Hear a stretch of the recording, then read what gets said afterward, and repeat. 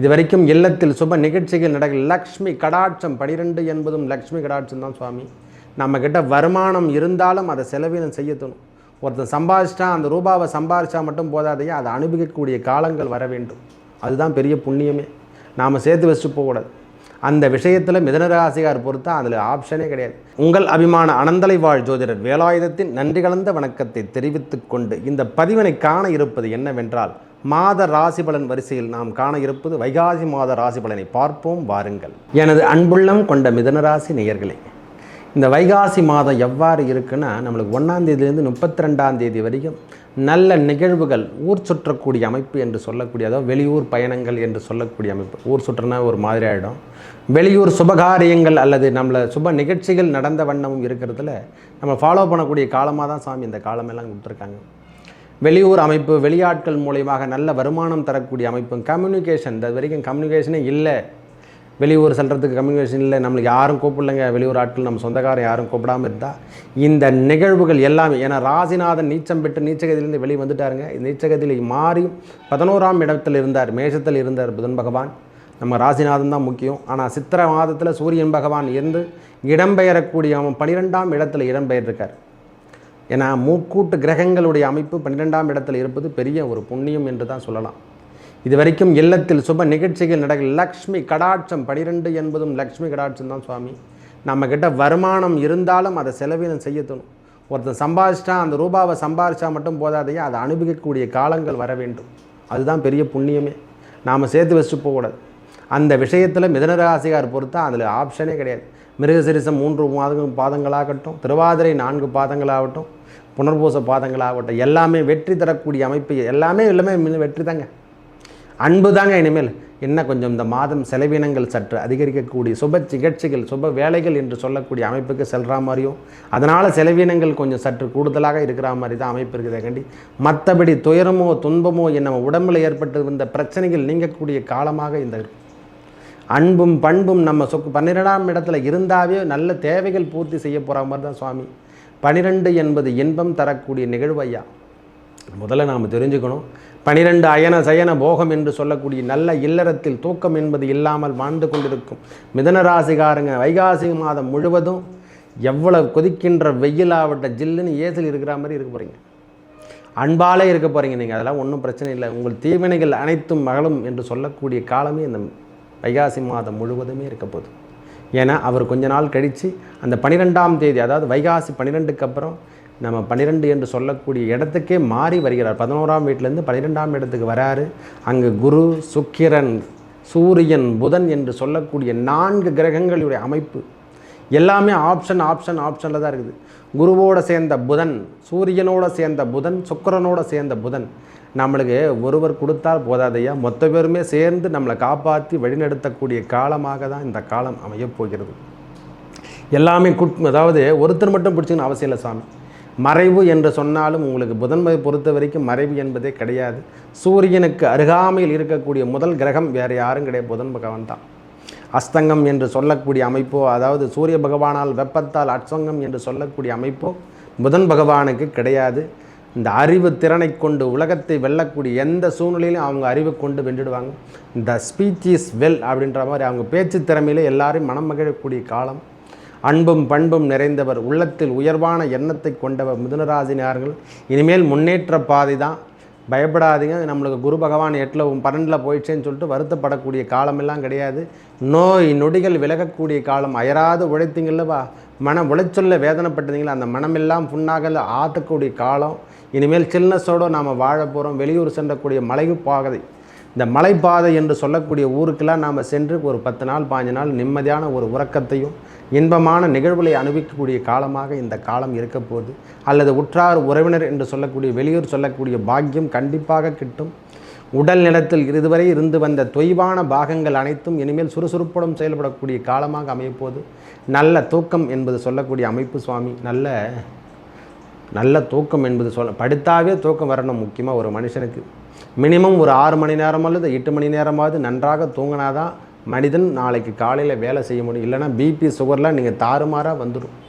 இதை முதல்ல நாம் தெரிஞ்சுக்கணும்.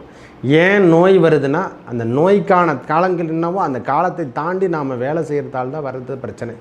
பிபி சுகர்லாம் நாமளாக தேடி வச்சுக்கின்னு தான் சுவாமி. இதை முதல்ல நாம் தெரிஞ்சுக்கணும்.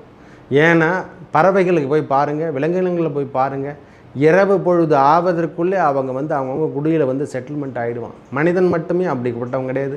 எந்நேரமும் அதை உழைத்து கொண்டு அதை 24 மணி நேரம் பத்தில் இன்னொரு 4 மணி நேரம் கொடுத்தா கூட உழைப்போம். ஏன்னா எக்ஸ்ட்ரா பிட்டிங் நாம் எல்லாத்தையும் சேர்த்துக்கணும். நாமே இந்த பூமியில் வாழணும். இயற்கை மாறாக நாம் வேலை செய்யக்கூடிய நபரில் நாமும் ஒருவர்.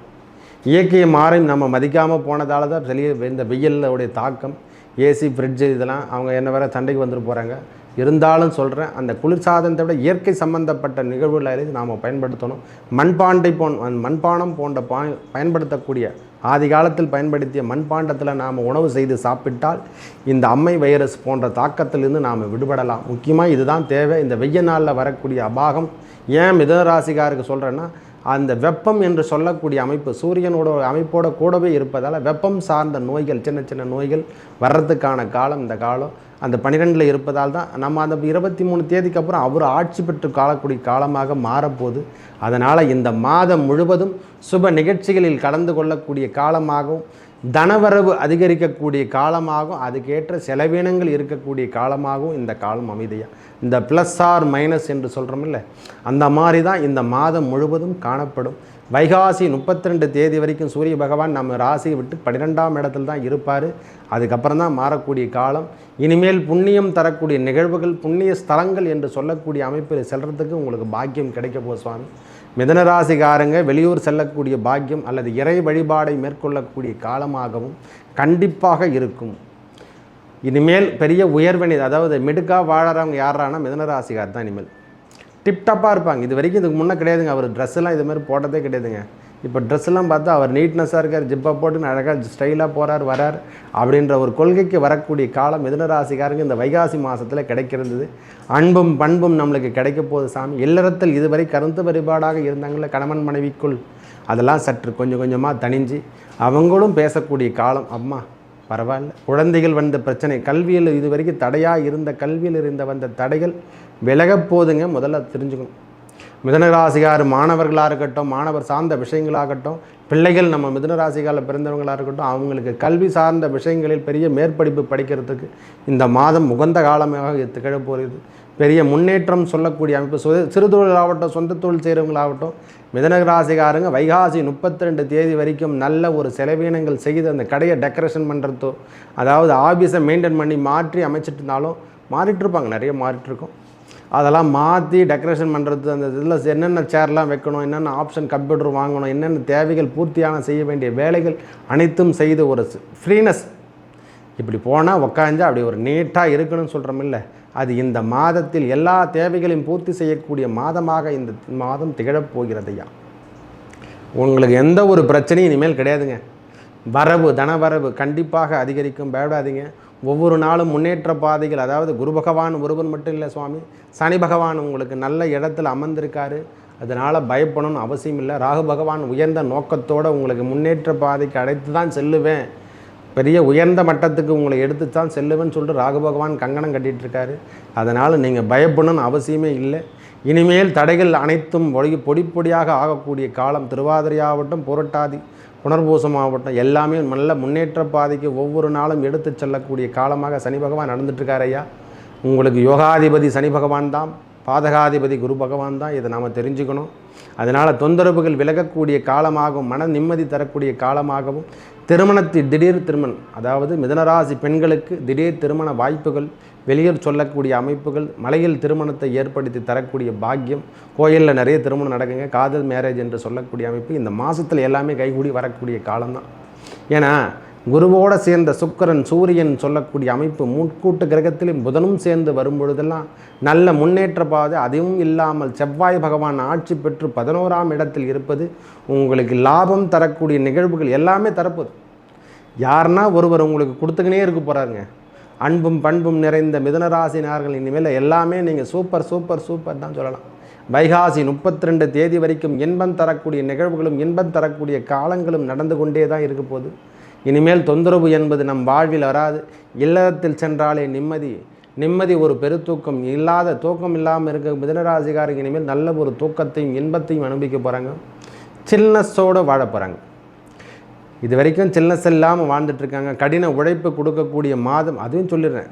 ஏன்னா உழைப்பும் உண்டு, வீண் அலைச்சலும் உண்டு, நிம்மதியும் உண்டு, தன வரவும் உண்டு, அதை செலவீனங்கள் செய்யக்கூடிய பாக்கியம் உண்டு. வேலை அமைப்பில் மாறி வந்த பிரச்சனைகள் அதெல்லாம் இனிமேல் வேலையில் ட்ரான்ஸ்ஃபர் ஏன்னா கேட்டாங்கன்னா கண்டிப்பாக சுயதொழில் வேலை செய்கிறவங்களாகட்டும், கவர்மெண்ட்டில் பொதுத்துறை நிறுவனத்தில் ஒர்க் பண்ணுறவங்களாகட்டும், அரசியல்வாதியெல்லாம் ஒரு பெரிய முன்னேற்றத்தை, மிதுனராசிகார் அரசியலில் இருந்தார்னா ஒரு பேச்சு திறமையால் பெரிய வெல்லக்கூடிய வாய்ப்புகள் சரி, அதாவது பெரிய பெரிய மேனேஜ்மெண்ட் ஒர்க்லாம் அவங்க பார்க்கக்கூடிய காலமாக ப்ரமோஷன் என்று சொல்லக்கூடிய அமைப்பு கண்டிப்பாக இந்த மாதத்தில் கிடைக்க தான் போகுது. மேலும் நல்லதெல்லாம் நடக்க ஸ்ரீமன் நாராயணன் என்று சொல்லக்கூடிய ஏழுமலையானை தரிசிக்க அவர் வாழ்வில் ஏற்பட்ட துன்பங்கள் அரங்கநாத பெருமானையும் ஸ்ரீரங்கநாத பெருமானையும் அல்லது ஏழுமலையானை தரிசிக்க உங்கள் வாழ்வில் ஏற்பட்ட துன்பங்கள் அனைத்தும் விலகி நல்லதே நடக்கும். நன்றி, வணக்கம்.